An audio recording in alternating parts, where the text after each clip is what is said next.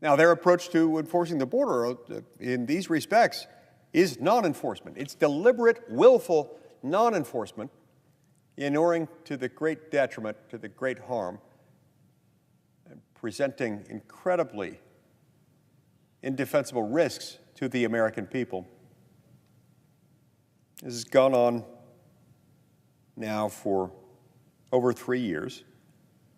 It kicked in, as I remember, right as President Biden took office. He started issuing executive orders, undoing things like the Remain in Mexico program, the migrant protection protocols, the safe third country agreements carefully negotiated by the previous administration, which also had some migrant surges and surges of illegal immigration. But to its credit, the previous administration did something about it by putting in place these programs to guarantee that if someone coming into the United States without documentation across our southern border by land thereafter claimed asylum, for example, they would have to wait in Mexico, remain in Mexico, while his or her asylum application remained pending. Why does that matter? Well, statistics tell us that for every person who applies for asylum, every 10 people who apply for asylum, rather, fewer than one will actually receive it. Some say it's around 90%, others will say it's in the high 90s. The percentages of people who apply for asylum who are deemed ineligible for asylum. They're not eligible to receive it. And yet we receive all these people in here. So anyway, President Biden takes office. About that time, somebody asked Secretary Mayorkas, either just before or just after he was confirmed by the Senate, I don't remember which. They asked him a question.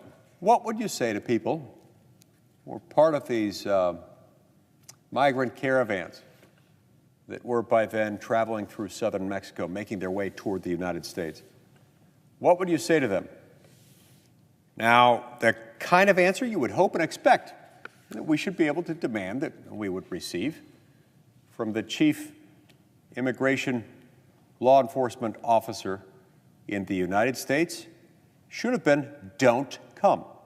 Don't come. Why? Well, because the risks are myriad. You don't want to enter this country with your first step into the country being an act in violation of our law. You don't want to subject yourself or your family members who may be with you to great risk to life and limb. You don't want to subject anyone, but especially women and girls traveling with those caravans, to the risk of sexual assault. The statistics vary on this wildly.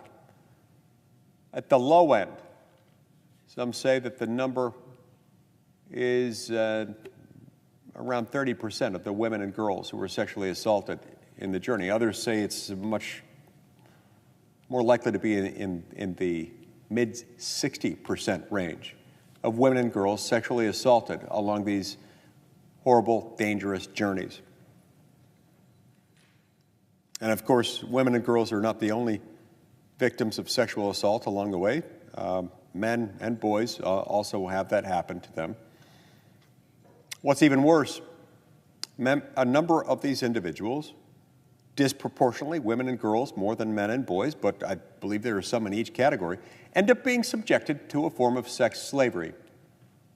You see, it costs many thousands of dollars to be trafficked into this country by a drug cartel.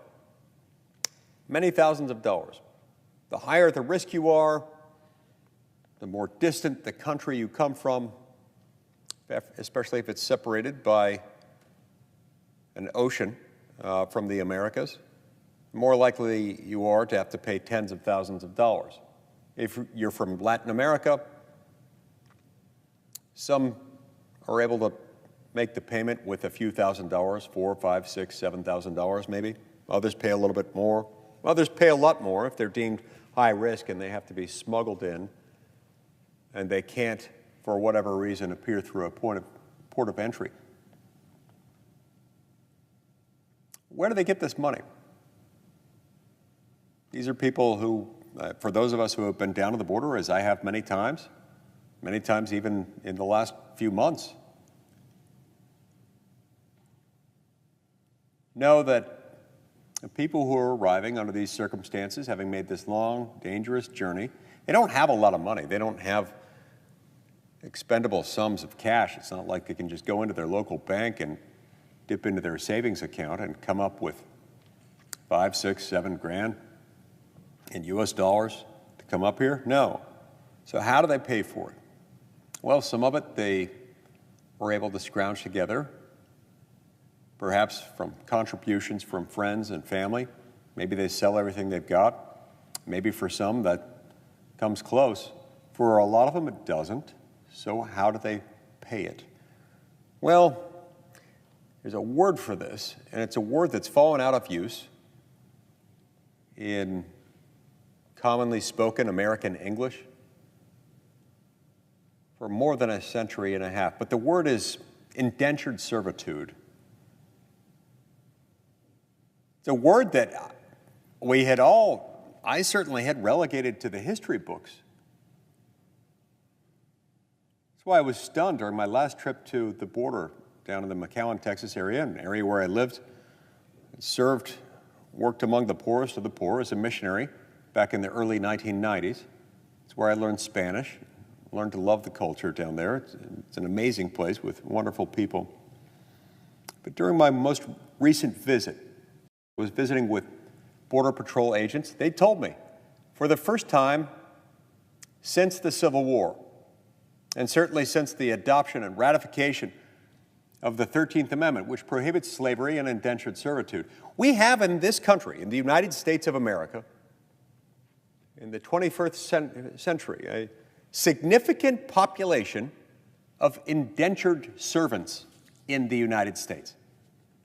Of these, many are living in what is essentially sex slavery. Others are living in another form of indentured servitude, required to live their lives subject to the will and whim and wishes of these international drug cartels who make money smuggling these people across and then benefit from essentially slave labor from them. One of my colleagues who made an even more recent trip to the border, just came back from the border a week or so ago, recently told me that for those subjected to the form of sex slavery to which these women and girls are subjected, it may take them 6, 7, 8 years to pay off what they owe. They are housed in what can only be described as a rudimentary prison that also doubles as a brothel. And while they are nominally paid in the sense that they're given credit for every thing that they do, they're also charged sometimes exorbitant fees for room and board, to house, clothe, and feed them. There are detailed records that have to be kept right down to the cost of doing something as simple as removing an ankle bracelet given to them by the Department of Homeland Security to monitor their whereabouts.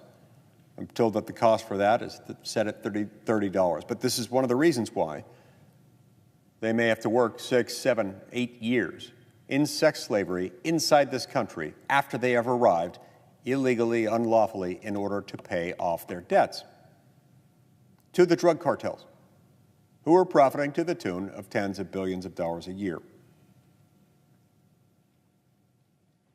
Most of the men are put to a different type of work, one way or another, moving parcels from one destination to another with their whereabouts closely monitored by the cartels the entire time.